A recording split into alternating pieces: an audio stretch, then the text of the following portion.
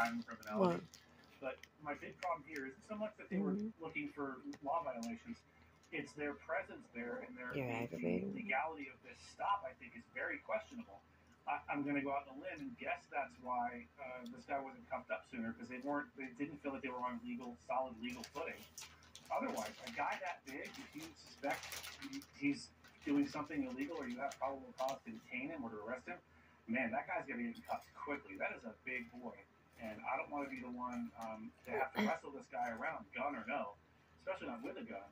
But I just feel like this whole thing, part of the problem is they couldn't have been sure this was a legal detention. So I think it had something to do with why they acted the way they did. Because a guy this big, if you're going to detain him, actually detain him and use handcuffs. Let me talk for a moment here, John. Once he pulls this gun off him, I'm a big proponent for law enforcement officers to have a dump pouch somewhere around there. Let me guess, what would it be? 7 o'clock, or they're behind their gun on their gun side for this very thing. So he's not holding it with one hand, holding the gun with the other. He doesn't have the condition of the gun. The baby. The partner doesn't come over right away to get it. So God forbid this big guy starts to fight now. Get yourself a good dump pouch. I think you go right in there. You can go right back to what you were doing. Is in trouble. Your partner can come secure that gun, great. But it's not in your hand. And you're not kind of standing here in this very awkward, dangerous position. Yeah, and frankly, okay, he's got a gun, and you have it now. Like, it's not that big a deal.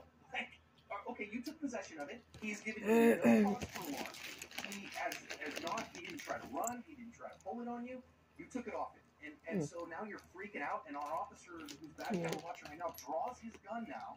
But I've got the 2 other suspects in cuffs hanging out right here. So I don't know if they've been patted down or whatever. But like, man, where I'm from, in Arizona, where we're from, goodness sakes, man, I got a ticket back in October, and literally I had to stand at the officer's car because I had to look up my insurance on my phone. And he just asked me as we're doing that and talking, and he's like, hey, have you got any weapons on you? And I was like, yes, sir, I've got a gun, on the appendix. And he was like, oh, okay, just don't touch it, all right? Like, it just waved me off on it, like it was no big deal.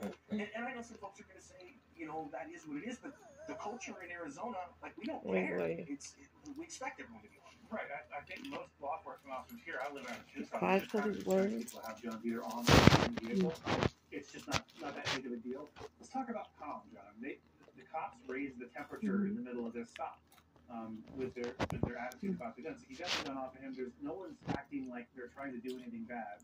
So by you sort of, in my opinion, overreacting to the presence of the gun, you've now raised the temperature, and now everyone's way more ahead than they were a minute ago.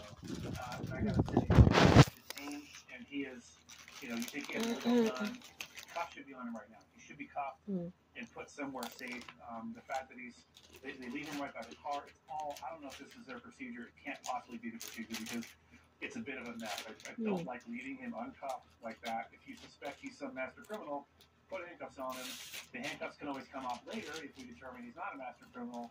No harm, foul, it's all part of the detention, which, as I said earlier, I think is a little shaky to begin with. Yeah, I mean, listen, because what kind of seems like here is that when they found something like a gun, then all of a sudden the wheels fell off, and wait, what the heck are we going to do now? Like, how are we going to handle this? Somebody has to take charge, and if your partner's not taking charge, you take charge. You're the one that says, okay, I got this, we'll be okay, let's handle this thing, let's make sure everybody's safe, we're safe. And I can't tell you, listen, officers, it's 2022, man. Just finding a gun on somebody, you can't amp up to that level. You gotta stay cool. You gotta be the calm one. It's one of the things that we learn in jiu-jitsu, right? If you make the other guy breathe harder, you win. And you will end up winning. And so don't be that. Now, the guy's been cool to this point, and then he loses his mind too. What in the world would make you jump into the car? I'm guessing he's going, oh no, I'm going to jail. I don't want to go to jail, so I gotta run. But I left my wallet and my phone right there, and so I gotta get my wallet and phone so that they don't know who I am when I run. But of course, as a police officer, he dives into the car to get an object, and you're just taking a gun off him. You're gonna think he's got a gun, another gun sitting in there, and he's coming out with it. Now, dear viewer, I want you to listen to the words that are coming out of my mouth very specifically here. John and I are in agreement. This stop was shaky and weird and unnecessary. That stop, however lawful or unlawful, is what led to this moment. Now, we're talking about this moment in isolation, not the entire stop. In this moment, this officer has every reason to believe he's going for a weapon. He's already had one weapon on him, legal or not. So diving into an open door sure is a bad move. Don't do that. If you're gonna run from the cops in your car,